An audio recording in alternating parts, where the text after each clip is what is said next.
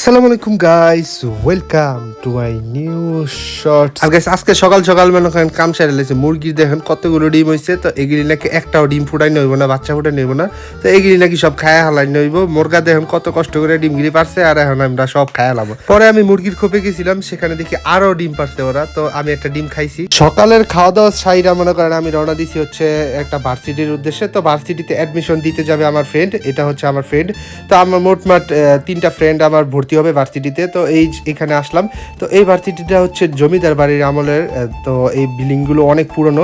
এদিকে আমরা চলে আসলাম হচ্ছে জমিদার বাড়ির ব্যাকইয়ার্ডে। এই জমিদার বাড়িতে এর আগে আমি একবার আসছিলাম, তো এই জায়গায় আমি এর আগে একবার ঘুরে গেছি। পিছনের দৃশ্যগুলো অনেক মনোরম ছিল। এদিকে বাসায় এসে দেখি একটা খাউনে 2টা বিলের মারামারি। তো এদিকে আবার বিকালবেলা আমি ছাদে আসছিলাম রাজামশাইকে নিয়ে। তো আমার ভাগিনাও আমাদের বাসায় বেড়াতে আসছিল, তো ও আমাদের বাসায় ঘুরতেছে। তো আজকের ব্লগটা এই পর্যন্তই। আর যাওয়ার আগে অবশ্যই লাইক এবং সাবস্ক্রাইব করে যাবেন আপনারা।